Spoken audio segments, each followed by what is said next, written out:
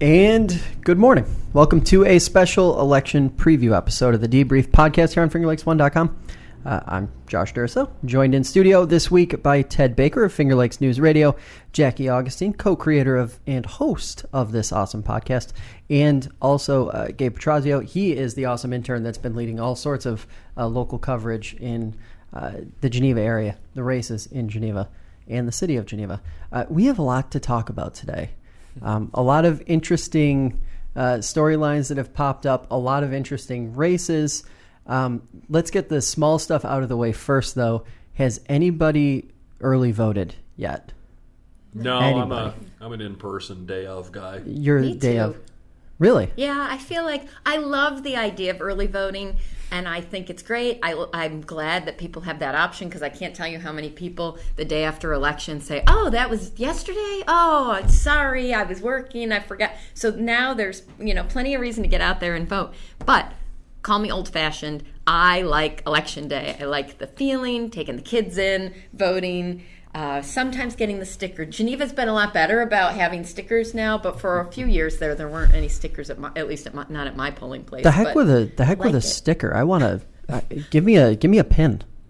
Well, give me a pin. Like if you those stickers they last like what 2 hours and then they're like curling up and falling off. Yeah, but I don't know. It's just the feeling of I don't know. I like election day. It feels patriotic and amazing, and yeah, I like it. So nobody's early voted. Gabe, I want to ask you as the student in the room, have you heard more students talking about voting because of early voting? Does it seem like it's having any effect on a college campus? Because Ted and I were talking this morning on his show that it doesn't really seem like we don't feel like we're hearing much buzz in the community at large. So what are you hearing on the college campus side of it? Yeah, that's a great question.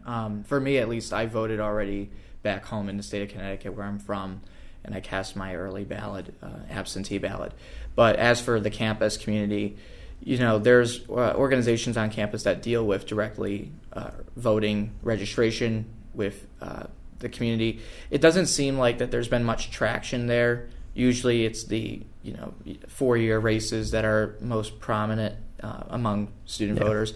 Predominantly New York, Connecticut, and Massachusetts are the top 3 voting states for students. So students from New York State, Connecticut, and Massachusetts. But I'd say that across that, it's something like 300 or so cast ballots during that time, during the 2016 race at least even. Right. Something of that sort, from those 3 states alone roughly. So with that being said, it doesn't seem like there's much turnout for the municipal election this year. However, I have high hopes because, as we've been talking with the candidates, it's been a very crucial one in Geneva, at least. Yeah. And Ted, you and I sort of got into this a little bit this morning. It feels like something has been missed on the marketing side of this whole early voting implementation thing. What do you feel like has been missing so far in the process to get people to actually do this thing? Well, vote? Here's the analogy. We're in an advertising-based medium. If you're going to open up a new store, would you open it up where no one expected it to be and then have weird hours that were different every day? I mean, early voting is in a different place for most people than when they usually vote. It's from 10 to 3 today, midnight to 2 a.m. tomorrow, 4 to 6 and the day after that. Don't spread disinformation here. It's if you're going to do it, it would seem to me like you'd want to have uniform hours. And then aside from that, there's been no marketing whatsoever. I mean, we have I Love New York ads telling us to go see the fall foliage. I haven't heard a single "Hey, New York has early voting" ad. I mean, I don't think there's a lot of awareness of it, really. That's true, but do you think that some of that might be intentional? Because, and I don't know, I have no inside information on this, but it seems to me like, given what the process is, right? You've got to go in and you have this like electronic poll book because, at least in Geneva at 41 Lewis Street, which is the Housing Authority office, which is the 5th Ward polling place, that where everybody has to go. I mean, they can help you for any race in Ontario County whatsoever. So you have to sign this electronic book, and then they print out on demand your specific ballot, which then will be read and processed the way it's supposed to be.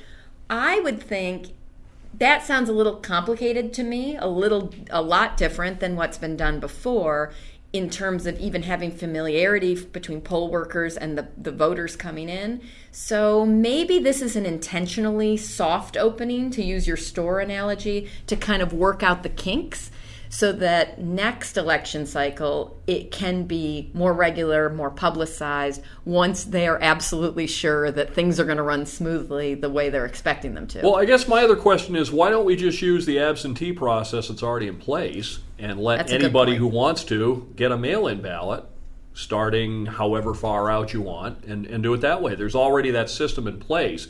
It just, we kind of touched on this a little bit. We have all this technology, and the way we vote and choose candidates has really barely advanced out of the 19th century.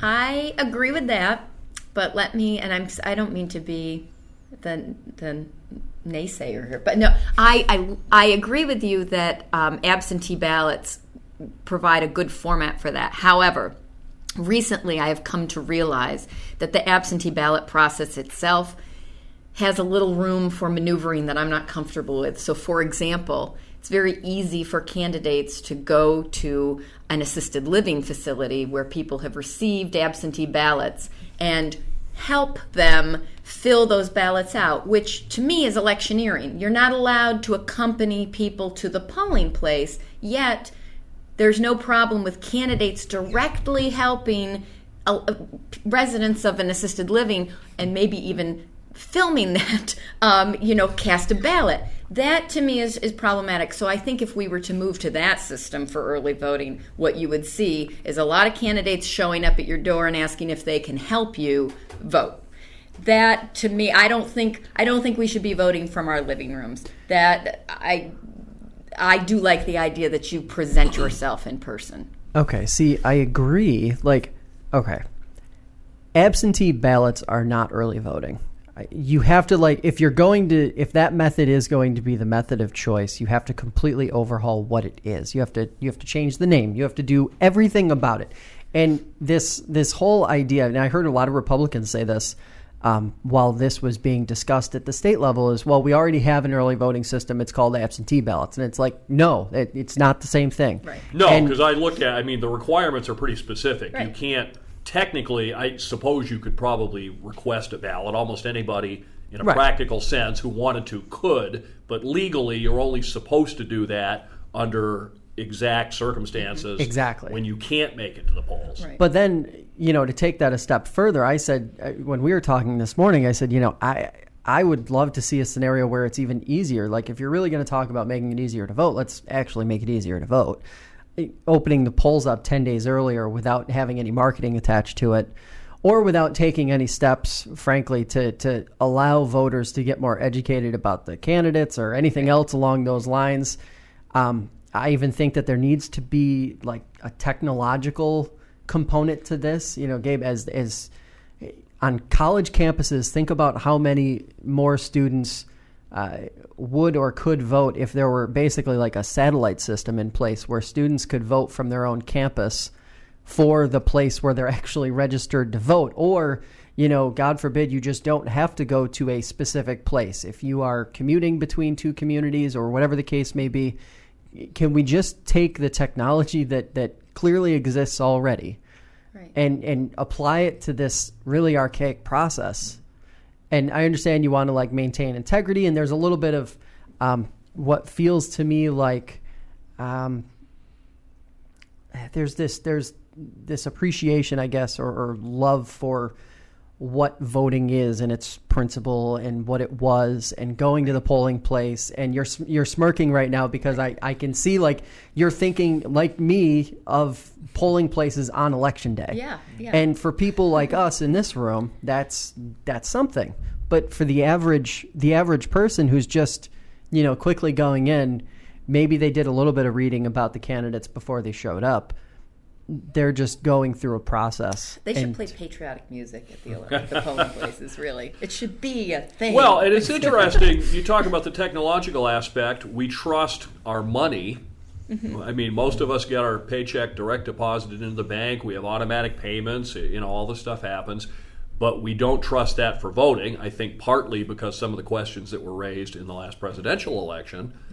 And then you brought up a very good point when we chatted this morning, which is we assume that more people voting is a good thing, but do we want people who really don't know the issues and really didn't take any time to get informed? Do we want it to be easier for them to vote? I don't care. Well, I think that begs the question. I think we already have that circumstance, so I'm not sure that increasing the number of people voting decreases voter knowledge in general, because at this point, there are a lot of people that are not paying attention. Exactly, and the system will, call it, you think in business, the market will self-correct over time.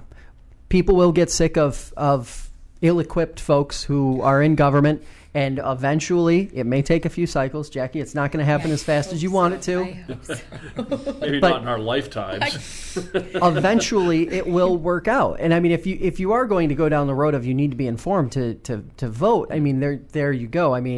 Maybe in an ideal world, sure, but I think you're probably just better off making it as easy and quick to vote as you possibly can. You have to take a test and get a license to drive. How come you don't have to do that to vote? Because, and that's very good. I'm not even going to try to answer that question. Okay, here's the question then. Looking at Election Day, do we feel like people are more excited about Election Day? Forget about early voting. Do we feel like people are more excited about Election Day coming up, or have they already moved on to 2020? Because frankly, and I want to start with you, Gabe, because you're probably coming from the more unique demographic, the college campus. So what are your thoughts so far looking at Election Day? Excited, indifferent, or already checked out and done? I'd like to build off real quickly from something that you said. I think the technological advances are going to be important for the future of voting. However, as I was conducting my research with the Snapshot series, there are people in this community, in Geneva particularly, that don't know what ward they belong to. And it's funny, you can laugh at it, but in reality, the voter apathy and voter education is very low, I think, across the board. I don't care if it's students or if it's people in the community at large who are taxpayers, even in that sense. I think that there is just a general disinterestedness with it. With that being said, I think also that there's structural issues that take place where people aren't able to go to polls, whether it be transportation issues and things of that sort, accessing where polling locations are actually located. Those are issues that we have to address as well, that allow people like Jackie and Ted to go in person to vote on Election Day. But as for excitement, I guess I'd say it seems that this election cycle, for me, at least on the ground, has been very exciting for candidates, and I think for the community at large. At most, we'll have one incumbent candidate for Ward 4, Ken Camera, return to office if reelected. And so it's been a very interesting time in shaking up city council in Geneva, particularly for my perspective on the ground. But I think that that's all contingent upon voters. And last election cycle, when Ron Alcock, the mayor of Geneva, won, he won by 7 votes or something of that sort. Against somebody who knows a thing or two about that election right in this room. Jackie's smiling again because she was on the other side of that race. Yeah. It's interesting, I think, because and he talks a little bit about the apathy part of it, Jackie, but when you, and we're going to talk more about Geneva later. I don't want to get too focused on Geneva right now. Is that apathy still the bigger theme in this election cycle than the desire to get out and have an impact on a local community, wherever you are coming from? I don't know, because I tend to be optimistic, and I tend to think that over time people are starting to recognize how important local participation is. But then Election Day comes and you look at the numbers and you say, well, maybe people don't really understand how important it is. And I understand how easy it is to get fired up about stuff going on nationally, because every day there's something new that seems like an outrage, right? But locally, that is where it's at. The stuff that affects your life every single day are decided by the people coming to your door asking for your vote. And I would like to think people are starting to make that connection and starting to say, okay, the things that happen here locally set the tone. I mean, I've described this before when we've talked, that I believe there is this trickle-up effect. What you will accept locally defines what you will then accept for state representation, national representation. So if we don't kind of keep our eye on what our standards are locally, who we think should be in public office, I think people are starting to see maybe, that overall has an effect on the political climate. Ted, but maybe I am being woefully optimistic. We'll find out Tuesday night when we get the numbers. But right, yeah.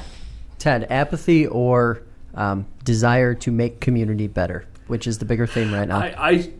I think there's still a lot of apathy, and I think that, I don't want to get all political here, but I think that apathy has been encouraged by certain people over the years.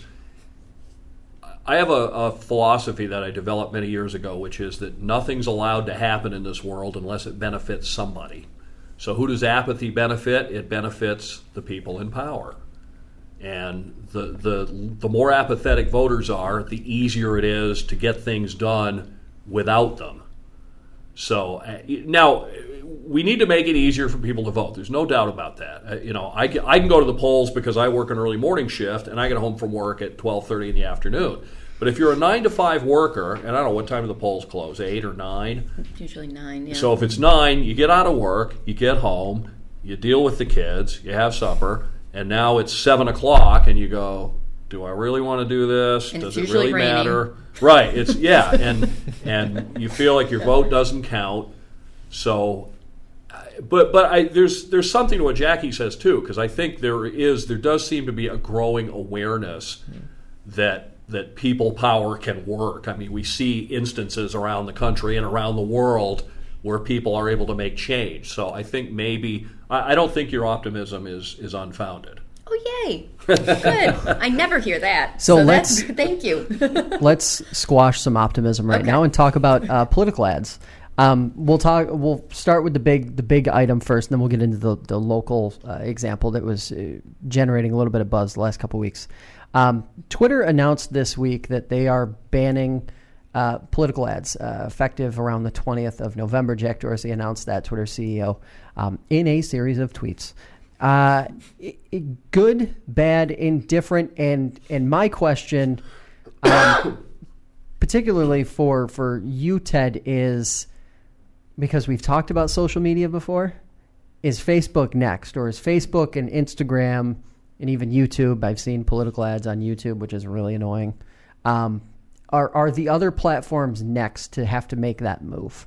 It's just that whole thing kind of mystified me. The problem isn't political ads on social media. I think the problem is voters who aren't bright enough to tell when they're being fed a bucket of BS. I mean, you got to use your sense a little bit to understand, is this information true? I can see, banning ads that are blatantly false, but then who decides? Right, and I think it's the platform, right, saying that we can't manage this. We don't even want to try to manage this anymore. Just go have your argument somewhere else. And it really isn't. I mean, let's go back to 2016. It wasn't so much ads as it was just posts and groups promoting falsehoods, largely about the Democratic nominee for president. And as a result, some people in a few swing states either didn't stay home or voted Jill Stein, and look what happened. And Jackie, you yourself are not on Twitter. I'm not. So I'm curious. I'm Although you occasionally dabble through various means, you'll read tweets and things like that. I know that because you've sent me some. Yeah, as people send me stuff, usually screenshots, right? I'm aware that Twitter exists, but I guess I don't quite understand, and maybe this is because I don't use it. Does this mean, so let's take, for example, maybe my favorite political ad of all time, which is the Valerie Plame driving in the desert one. Have you seen this? She's running for Congress. Oh my God. Okay. It's a great ad, right? Because she was the outed CIA agent. Right. So she's running for Congress. Okay. Excellent ad.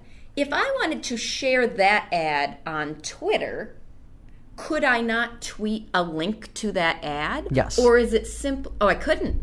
No, that you would could. be blocked. You could. It would not be okay. blocked. So an individual user could share an ad. Then I'm not sure what the substance of the ban is. Right. The new policy bans paying for presence in the feed. Well, here I've learned a little something about Twitter this week. Organic spread. Okay, I've learned a little something about Twitter this week. When we get to the Geneva elections, we'll talk a little bit more. I've learned that you can buy followers. You can buy these bots that will put things out for you. You can buy anything. Yeah, well, Yeah, this is all money. news to me, right? So let's say you had a candidate who had a fake resume, and they wanted to send that out and make it look real. They could then just have these bots post their ads. So I'm not sure what the content of the actual ban is. Just that it can't be associated with the candidate themselves. That might be worse. Wouldn't you want to know I would say where the this, ad's coming from? And we'll probably talk about a little bit more about this when we get to the Geneva portion of the show. Okay. But it would be very difficult in a local race to leverage bots in an effective way, especially on Twitter. I don't think there are enough Geneva residents or any residents in rural upstate New York on Twitter to really move the needle. Maybe on Facebook. That could possibly be done on Facebook. I think it also happens on Facebook. Right. So, okay. yes, to that end. Look at, beyond advertising, we're in a scary place going back to technology. It's now possible to make a credible-looking video of someone saying something they never said. Yep. It's going to get more difficult for a voter to be able to tell the truth. I guess I'm contradicting myself from earlier, but... Well, I want to say it was after Mark Zuckerberg announced changes to Facebook's policy, or how Facebook, when he recently was talking to Congress, answering questions about that. I want to say that Democrats or a group put out basically a promotional video that got through their blockers that said it basically sold this idea that Republicans supported the Green New Deal, and it was this edited video, and it was one of those things where they basically said, again, getting back to the whole concept, these platforms are too big to actually monitor and regulate all of the stuff on them, and I think that really is like at the core of the issue.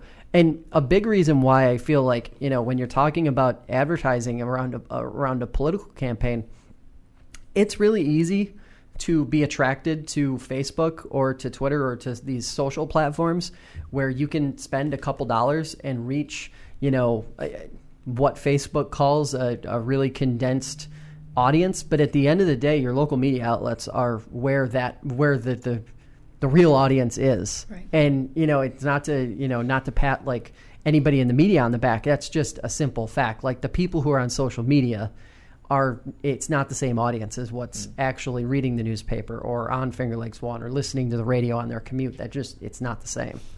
However, I'd like to say, I think something to build off that, I think that they have different means, I guess, or approaches. So, the news is supposed to inform you about information, but like candidates, particularly on Facebook, that's like the bloodline for a lot of these races and how they're mobilizing people. They're trying to, inspire people to vote for their causes and for them for their candidacy. So I think that in that respect, it may be different than the news, but instead mobilizing community groups and things of that sort, especially online, because a lot of the candidates that I've worked with, if they didn't have Facebook, that would change their elections tremendously in that respect.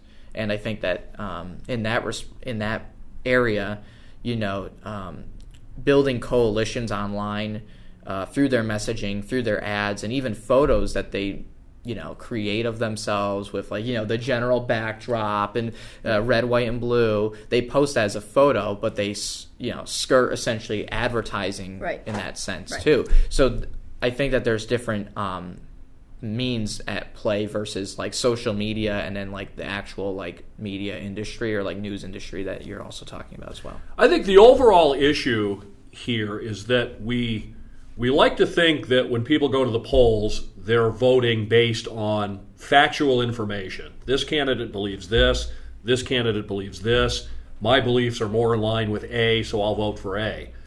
Now we're getting into a situation where, and social media is probably largely to blame, where people are going to the polls and what they think candidate A believes and what B believes isn't really true. Right. And I think that creates a fundamental problem. Yes. That's the big $1 million question we need to solve. Well, and I'm not really so sure, getting back to piggybacking off of what Gabe said, I'm not really sure that we have enough evidence at this point to show that when someone really goes overboard on Facebook or Twitter or on social media and tries to leverage that to create a voting mass, I don't think we've seen enough evidence to even know if that works, if it actually translates. Because I don't think I've seen any data to suggest that in this rise of social media over the last, say, 4, 5, 6 years, that we've seen necessarily greater turnout on a consistent enough basis, voter turnout overall, to suggest, to make that connection and say that, like, yes, they're making, they're trying to create these echo chambers where they have like-minded folks, behind them.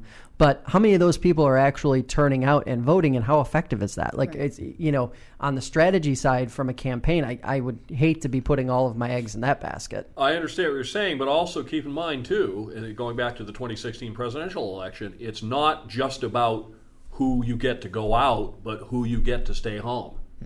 Mm-hmm. True. My own personally politically biased belief is that a lot of people believed things about Hillary Clinton that were false, and in some cases just didn't go out at all because they said, well, I'm not going to vote for Trump, but I believe this stuff about Hillary and her foundation or whatever, so I'm not going to vote at all. I mean, that's another part of the battleground now. It's not just about getting your people to come out, it's about getting the other person's people to stay home. That's definitely true. I mean, I don't know if I would say that I'm completely convinced in that characterization of 2016, but I do think that in these local races, we have definitely seen an attempt to tire the other group out. That, there's so much that people, and this is what bothers me, I don't want to get to a point where people are like, well, everybody's bad and I'm just not participating, because that's not true. That is not true. There are good candidates running for public office. It's how we actually use our powers of discernment to figure out what information is true and what information is relevant, and then let that inform the discussion. But because it's all of this kind of very heightened stuff, I think people feel burned out. They feel like, well, the whole process is broken and I will just stay home.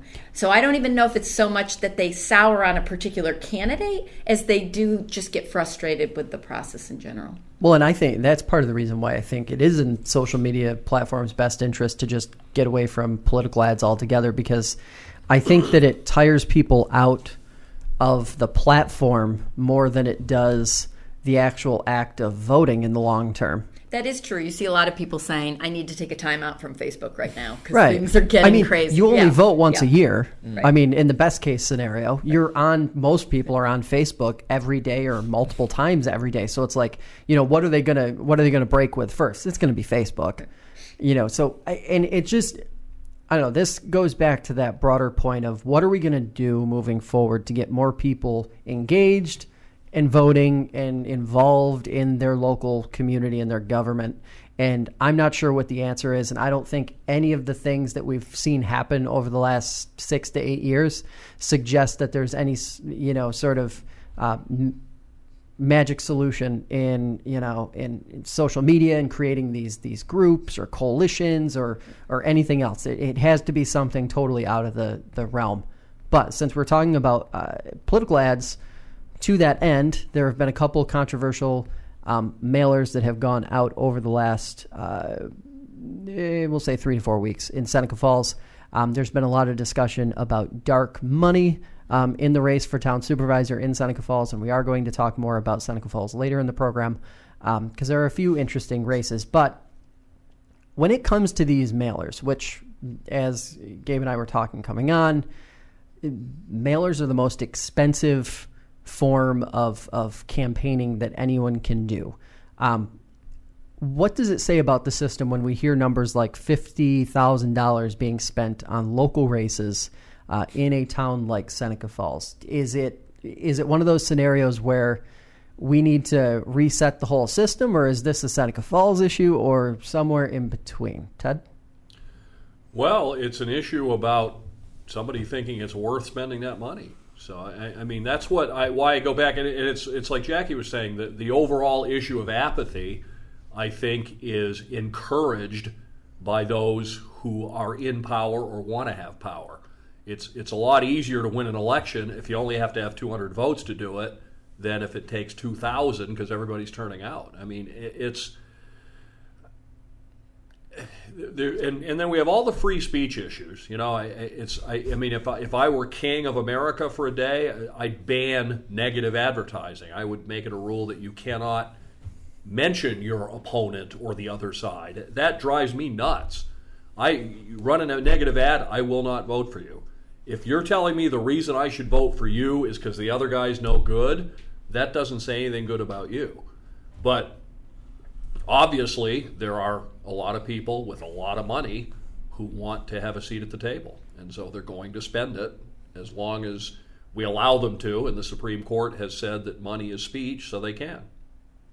What does the eternal optimist say about dark money in campaigns? Well, I mean, on this, I stand firm in the mantra, follow the money, right? You want to know what's really at stake, look at who's spending and where they're spending it.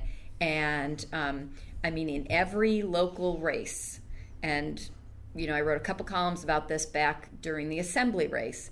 If you want to know what's at stake and what the upcoming legislation is going to look like and what kind of moves are on the horizon, follow those campaign contributions and those moves. The problem with this is that people are getting better at obscuring the source of the funds. So Let's talk again about the LLC loophole, which, I mean, that has haunted us for years and years. Literally since we started this podcast. That has been my... It was the original topic on the original episode. I'm so angry at this thing, right? People can create these LLCs. They don't have to name who the members are, and they are formed for the basis of funneling money to political candidates in order to obscure the source. Now, with some digging, you can usually connect the dots, but the average voter doesn't have the time, expertise, or resources to do that. So the role of the press to stay on that is so critical. But then you have to compete, back to our social media discussion, about are people going to believe what they're seeing on social media, which is not fact-checked, or are they going to go to the press and say, I trust that this has been vetted?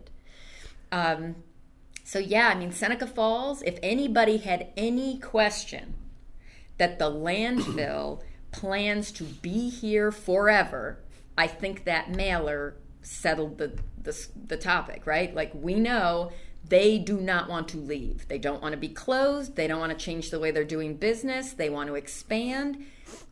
If you don't think so, why else would they spend $50,000 in a race this small? There's a lot on the table, and let me tell you who's not benefiting from it. The residents of Seneca Falls. That is not whose pocket the money ultimately goes into. So that But I mean, and in this case, it was relatively transparent. I mean, I think most people know where that money's coming from. But it's very easy for me to start citizens for something that sounds high and lofty and raise a lot of money, and nobody knows where it comes from, or even, I mean, in some cases, groups will take on names that are essentially the opposite of what they're really for. You know, Citizens for the Environment are spending money to be pro-pollution. You know, I don't see any constitutional problem with us knowing the names of people who give money. So here's the Citizens for so-and-so ought to have to publish a list. These are the people or entities that have given us our money. Here's the dilemma for me personally when I look at, and I think this is the way a lot of people look at some of the, I'll call it investigative reporting on candidates when it comes to money like this. So when you have to go through these, it's an extensive process to find where this money, using Seneca Falls as an example, where this money came from. It's a process. And yet it's a process that's like, it is completely within the rules. So when a news organization dives into this topic and they write this story about the money and where it came from, I think that it hits voters in two different ways. One, you have the people who are opposed to whatever the issue is that they're lobbying for, because they're essentially lobbyists at that point. Right. And they're very upset about it. But then the people who are supporting it and for it, I feel like they read it as, well, it's completely allowed. It's within the rules of the system. So hate the system, don't hate the people who are in the system. And I just think it's interesting because it's one of those scenarios where, as much discussion as there was in Seneca Falls about this, I wrote my last column in the Finger Lakes Times about it. Like, it's happening everywhere. You can dive into every single race. I'm a resident in Monroe County, and the money that's coming and going in the DA's race is just astounding, and it's made an incredible number of headlines. But when you get on Facebook and when you get on social media and you start talking to people, they don't care. Like, they don't care where the money's coming from. They care where the candidates are and the issues. And I think it kind of goes back to what you were saying, Ted. Like, just hit on the issues. Figure out where you are as a candidate on the issues. And maybe in local races, they lean into those other things too much because they don't have established views or principles on specific issues. Right. So it's this really complicated issue. But the dilemma for me is, as a person in the news, is like, where do you draw the line? And how do you approach it without appearing as though you are alienating a group of the population, even though by traditional measures it is good journalism to dig into something and to expose said thing. That's journalism. Right. It's complicated. Before we start diving into, we're going to go through some of the races here coming up. Before we get into the specifics, though, I want to just quickly go around the room and knock off what race, if you had to pick one race, each of us, that you're watching most closely or you think has the biggest impact on maybe not just the community but the region at large, what race is it that you are watching? Jackie, I'm going to put you on the spot first here. I'm watching Seneca Falls Supervisor. Really? The town supervisor, the town supervisor race. Town supervisor. Right. Because I really do believe that the fate of Seneca Falls is intimately connected to the fate of the Finger Lakes, and that if one community cannot create a set of standards, get its house in order, and say, here's what we will and will not accept, then I think other similarly situated communities have the potential to fall victim to the same kind of industry wrangling, right? Like, I think that the Finger Lakes has a lot of positives, but we know we also have a lot of economic hardship. We have a lot of communities that are struggling, and they are kind of ripe for the picking from companies or industries that other communities that are more prosperous don't want. And so I think that, people might be surprised that I don't think the Geneva races are the most important at the moment. It's not that I don't think they're important, but I think as far as a harbinger of the Finger Lakes in general with the most impact, I think the town supervisor one is. Ted? For me, it's not so much one race as I thought what Jackie would say was just the city of Geneva in general, the fact that we're going to have a very different looking mayor and council than we've had in a long time, and what the implications of that will be for the future. And Gabe? I hark on Ted's point there with the city of Geneva at large. I think that this is going to be a fresh crop regardless of however you cut that pie, and it's going to be interesting to see who comes out on top. Institutional knowledge. We're going to be talking about it here in a few minutes.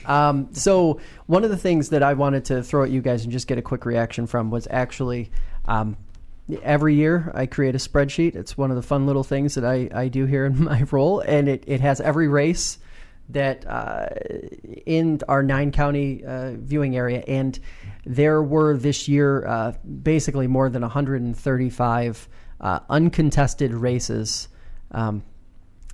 in the Finger Lakes. We've talked about it before. You and I talked about it last year, right after Election Day. Jackie,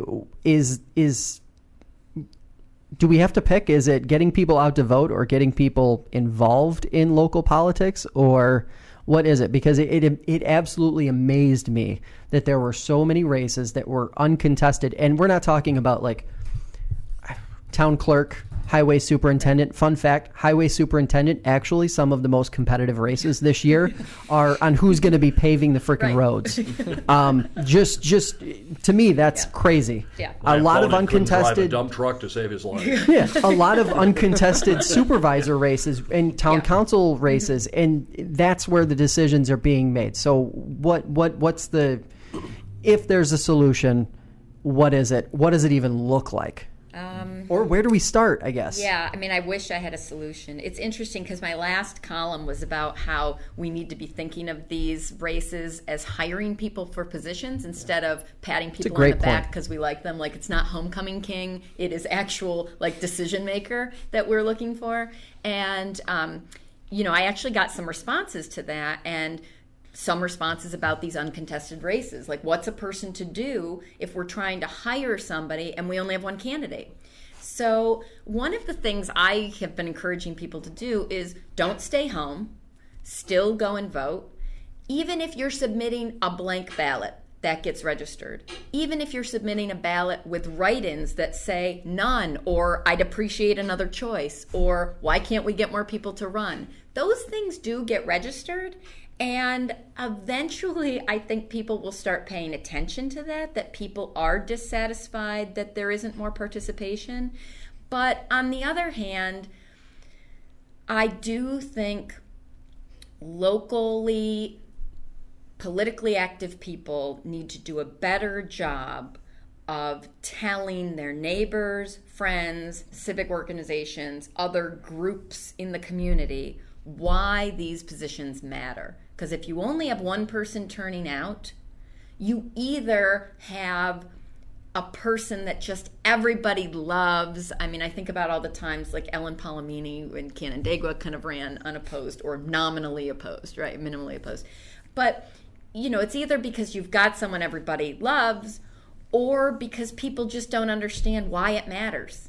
So I do think the way to overcome a lot of these issues is to keep explaining to people why this stuff matters, to draw the direct connection between your everyday life and the people that you're electing, the positions that you're electing. And I do think it's interesting. Canandaigua, Geneva, and Auburn all have contested races this year for mayor, which I think is an important reflection. Mm-hmm. Ted, crisis? Have we reached crisis level of some of these non-filled? Well, I'll be the optimist this time, I guess. One reason for unopposed races is sometimes because somebody's just doing a real good job. I mean, that's one possibility, is that everybody likes this person and they're doing their job perfectly well. But, you and I have talked about many times on these podcasts how increasingly complicated it's becoming to do these jobs. And Jackie just made the point, and it ties into kind of what I was thinking about myself earlier this morning. Hiring somebody, maybe we need to start hiring people, and maybe some of these positions shouldn't be elected. I mean, maybe we should have town supervisors who are paid professionals hired to do that job and only that job, and get professional management. I mean, that's what that's how the city manager position has evolved in a lot of cities. Is that person is the professional who knows all the municipal codes and planning things and everything. Maybe people just don't want the hassle of running for this position that's complicated. And I mean, you're sitting there at a meeting. I've gone to some school board meetings, and I sit there for 30 minutes, and I don't know what anybody said for 30 minutes. It's all jargon, and so I don't know. Maybe that's one answer. Well, and I think one of the themes that I've come back to a lot on this podcast is just that, we do. I think most communities would benefit overall from having a manager, administrator, and or CEO, point person, whatever you want to call them.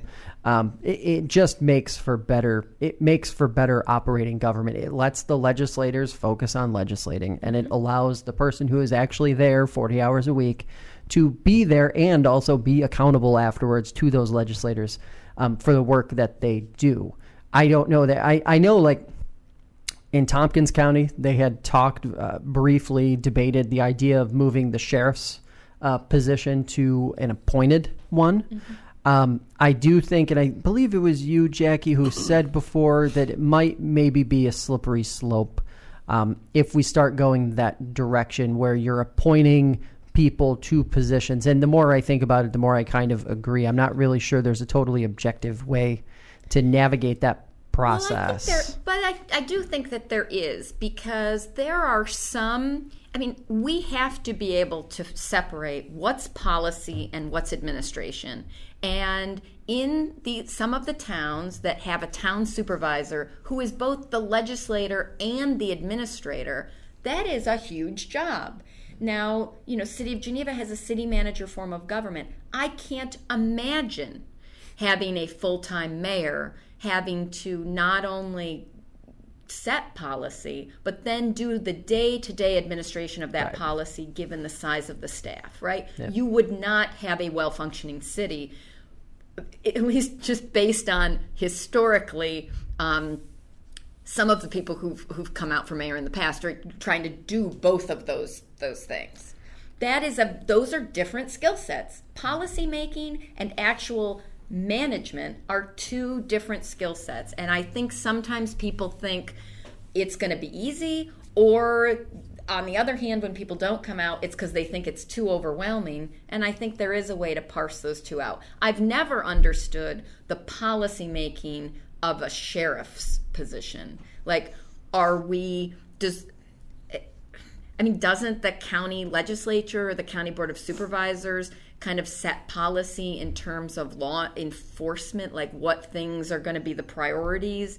If we're focusing on opioids, if we're focusing, that seems like a policy thing. The actual administration of the department seems administrative, seems like managing a budget, managing the force, managing training. Those aren't, to me, discretionary items that you just say, let's see what everybody thinks we should do today. What kind of training does the community want? Like, I don't think that's the way to do it. So, yes, there's a balance. You want appointed positions, and I think some of these could move that way, like highway superintendent. But you don't want to lose your policymakers. It's interesting. So let's start talking. Let's get into Geneva. We're sort of a little bit running low on time here, but I want to dive into Geneva fully. Obviously, Gabe, you led this effort for us here at FingerLakes1.com, so I want to defer to you a little bit. I'm going to give you first crack at all of these questions. Sort of reflect on what you experienced talking to the candidates, and then, of course, also good time right now to plug an editorial, lengthy sort of evaluation of the issues and the candidates, which will be coming up this weekend. You're almost done with it, working on it, getting close. What do we think is at stake right now for the city of Geneva? Yeah, I think first, a lot of the candidates had this sense of optimism in the air. I think that there's a new breeze coming over Geneva at this point with the city council.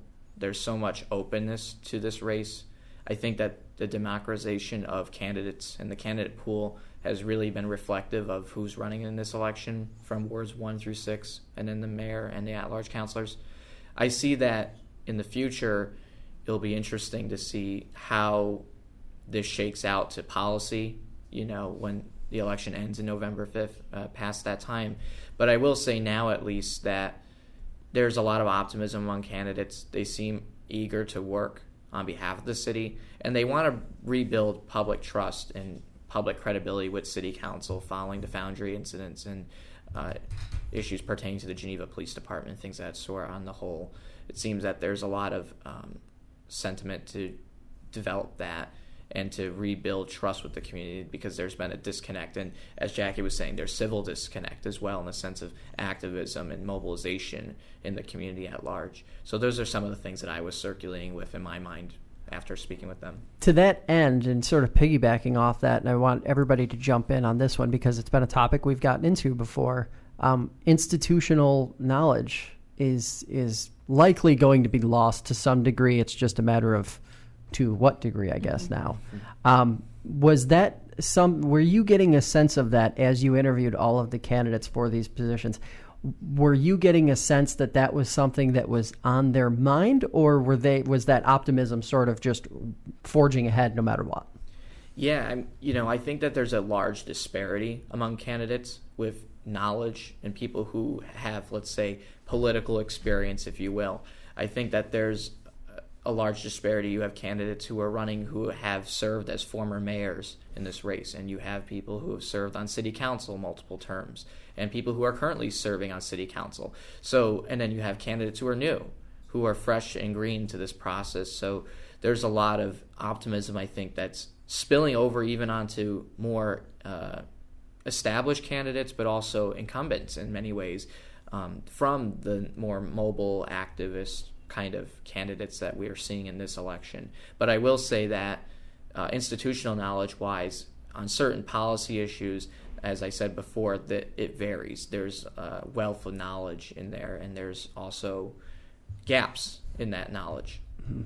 And when you, Ted, when you look at the races in the city of Geneva, what is at stake for residents of Geneva? Or what are sort of that 2 or 3 big items that these are the things that could seriously change if votes go one way versus another?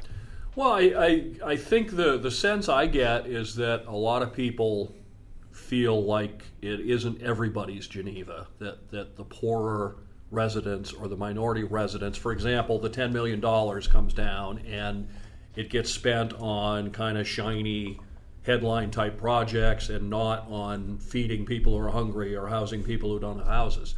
But to go back to the institutional knowledge, that question came up. I interviewed Mark Pittifer, running for mayor, disclosure, friend of mine for a long time, and I asked him about that because he has no experience in government, and he said, well, I will lean on the people who do, like the city manager. So, I mean, I think an intelligent person can learn how to do these jobs. So there's, on one hand, you have institutional knowledge. On the other hand, you have sort of institutional calcification, where things kind of stay the same and the same people say the same things.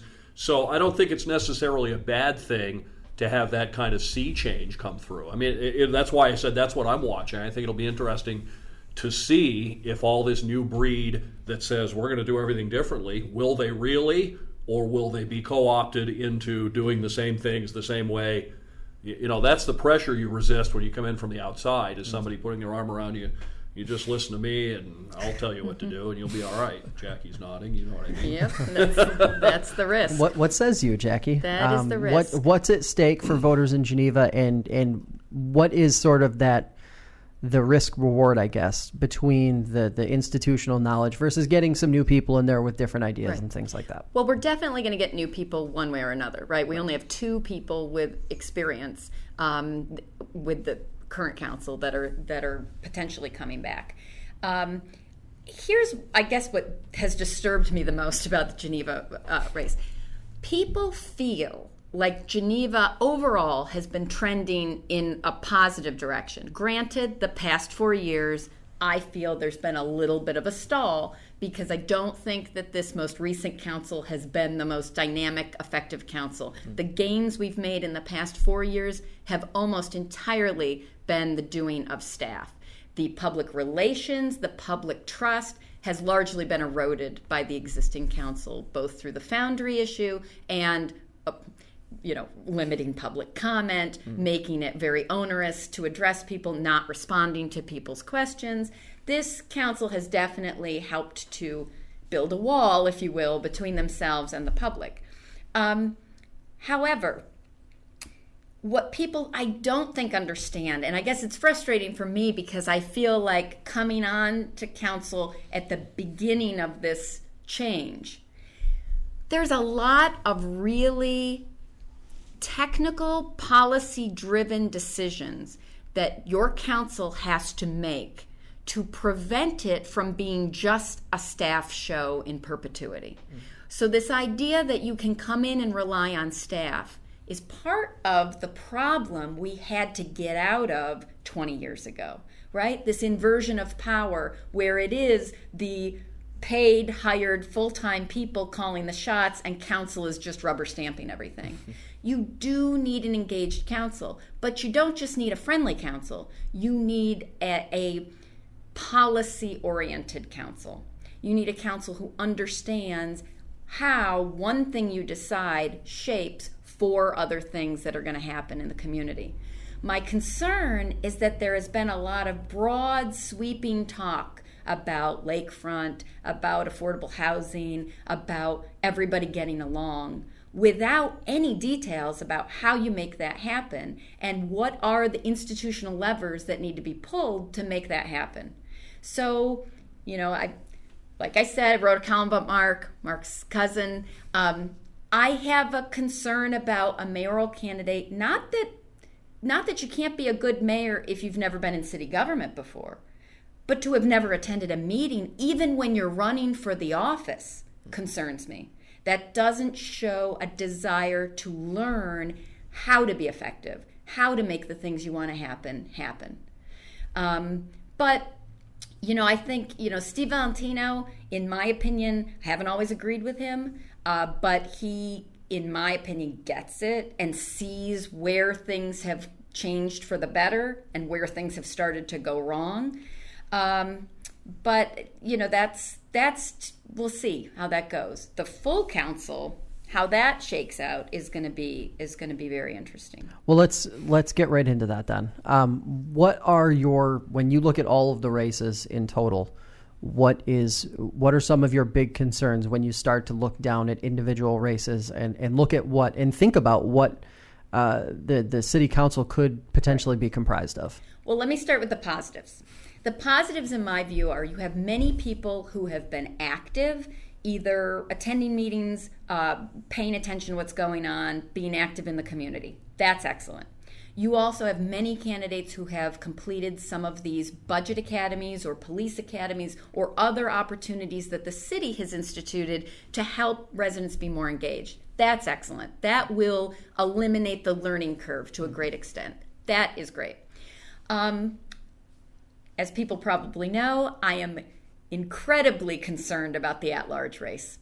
We have a candidate in the mix who submitted a press release to the newspaper, which was printed without fact-checking, that claimed that he had started an institute. That website had Georgetown University's logo on it, that it was affiliated with Georgetown. Turns out that's not true. Says he has an appointment with the Obama Foundation. Turns out that's not true. And that is a problem because public trust is one of the essential things. You cannot be a legitimate city council if people don't have trust in the things coming out of your mouth and that your words track with your actions. So for me, that is a primary area of concern. I think overall, the ward races, I don't think that there's anybody who is running as a ward candidate who doesn't care about Geneva or isn't somehow connected or making connections with their ward. But I definitely think every ward has a clear choice between policy approaches and actual policy content. And, I think people will need to evaluate what matters most to them. So that's my assessment of the race, I guess, in a nutshell.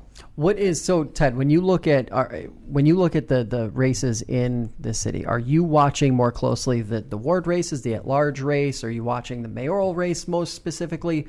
What part have you sort of focused in on over the last month or so to sort of see where Geneva might be going in the next 5 years? Point of apology, to be honest, I don't have enough time sometimes to get too deep into the weeds into individual contests. So it's more just overall the sea change in general, that we're going to have all these new faces, what alliances will develop, and like I said, whether there'll be some changes or whether people will be co-opted into the system. Because Jackie makes a very good point about the difference between policy and administration, and it is dangerous to get too reliant on the people who are supposed to be carrying out the policies. They're not supposed to be telling you what you should think. You're supposed to tell them what they should do. But it's going to be interesting just to see sort of what direction we go in. Every once in a while we get to one of these generational points where there's a big turnover because some of the people that have been on for a while don't want to do it anymore, and things like that change. And Gabe, you interviewed all of the candidates. You talked to all of them. having that as your backdrop, what is the race that you're watching most closely or think is most interesting? Yeah, I think this election cycle, one of the most interesting set of races for me are Wards 5 and 6.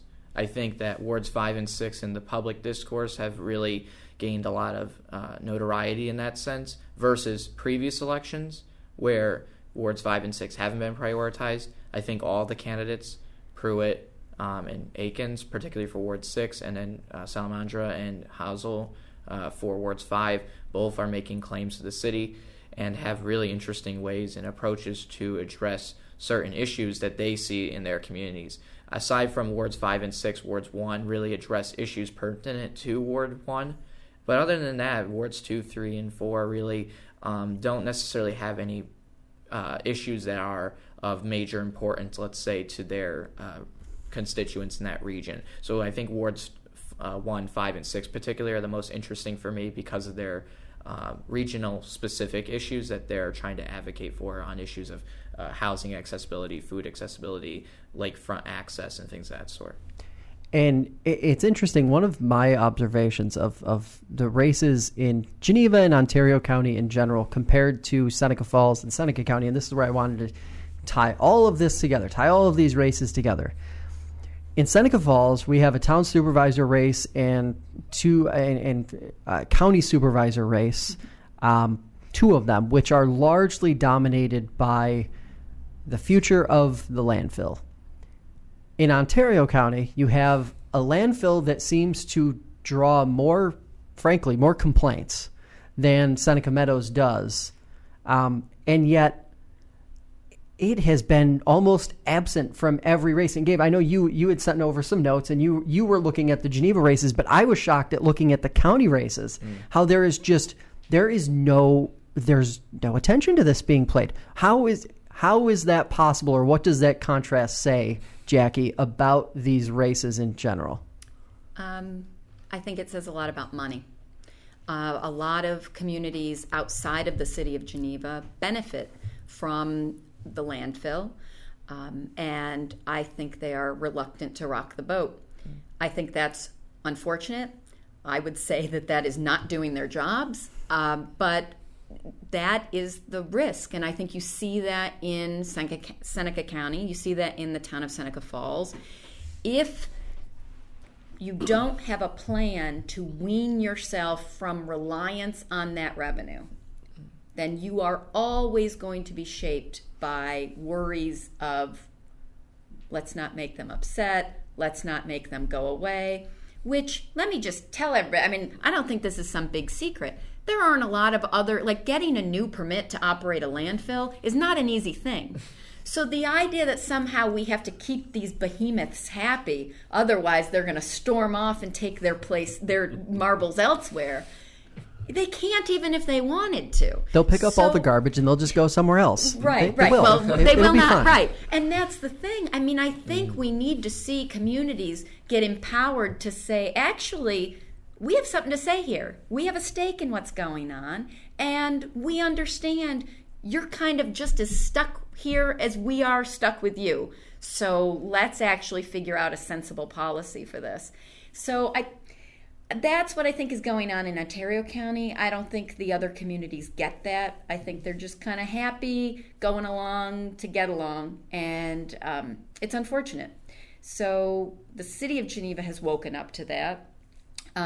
It's interesting. I think some of the candidates have changed their position to be anti-landfill now in a way that they weren't before, but that's great, because if they want to commit to that during the election, you better believe people will hold them to that after they are elected, if that's the way it turns out. So I don't know. In that regard, that's what I think is going on. I think it is the money, and I think it is people needing to say, hey, there's more to consider than just the check. Well, and it's interesting, I think, because in using Seneca County as the backdrop there, it seems like there's been a pretty big shift in terms of where people stand and who's energized right now heading into Election Day.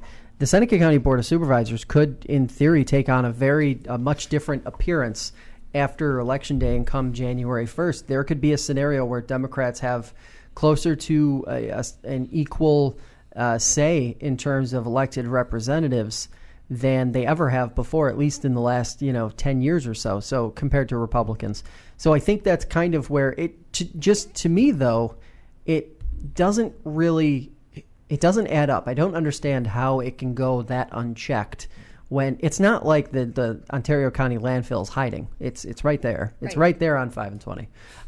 So just to me, it's kind of remarkable.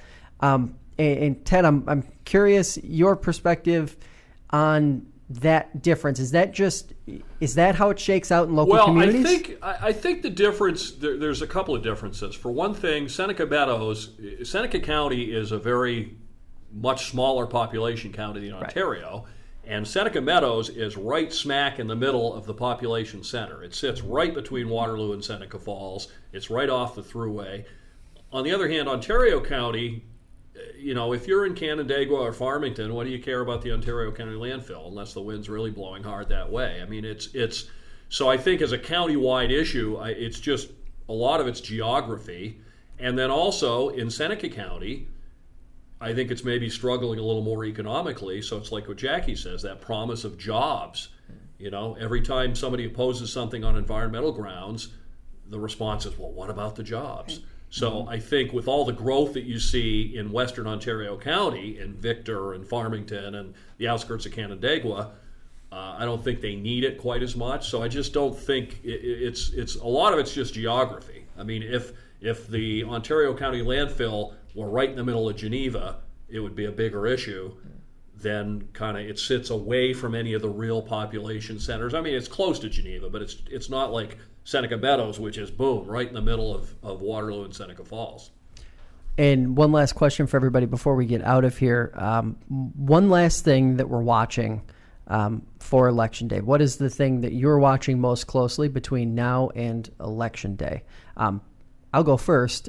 For me, it's pretty easy. I think the DA races, with the changes that are coming to the criminal justice system, I think between bail reform and discovery changes, I think that there's just going to be a lot of maneuvering that's going to have to take place for whoever the district attorney is in Cayuga County, in Seneca County. And it's just going to be one of those scenarios where a lot of promises are being made because it is an election year. And because of that, I'm very curious, and because of the unknown, I'm very curious to see how many of those promises can be kept and what the repercussions are of that. But Jackie, I guess we'll throw it over to you next. What is one of the things that you're watching now between today and Election Day? Between now and Election Day, I'm waiting for what I call the desperation grab, right? The last minute. The Hail Mary. Yes. So it's, I think had the Finger Lakes Times not broken that story about Ben Vasquez's kind of fake press release, I think maybe we would have gotten another proclamation of a UN appointment there or something. I don't know. But I think that I think candidates tend, in Geneva, and I don't mean this to be partisan, in Geneva, the Republican Party typically, the weekend before elections, does something. There's some splash, right? It's usually a door-to-door flyer. I think this year it'll probably be Facebook stuff. There's usually some, and that's why I call it the desperation push. It's we're not sure we've got this, so let's try something else. So that's what I'm keeping my eye on. What is that final trick? Ted? Well, I think what fascinates me is the Geneva mayor's race. And again, full disclosure, I know Mark Pittifer well. Whether he's a guy that has great personality and a lot of people know him and a lot of people like him, so is that enough to overcome the lack of governmental experience? Can you get elected mayor by a smile and a handshake and a lot of good friends as opposed to somebody in Valentino who's got some experience? And Gabe? Yeah, I agree with both Jackie and Ted. I think the mayor's race is going to be really interesting, and I'm going to be scrolling through Facebook for the Geneva Believer to see what comes up for this weekend, if there's anything at all. All right, and that's it. The races, I already said it. I'm watching the DA's races. They're the most interesting. That's it for this week. We will be back on Tuesday night, 8:30 p.m. right here on FingerLakes1.com, Election Night Live. Until then, keep reading, keep checking out all the things that are on Finger Lakes One in terms of voter guide, and then Gabe's piece coming up this weekend. See you later, guys.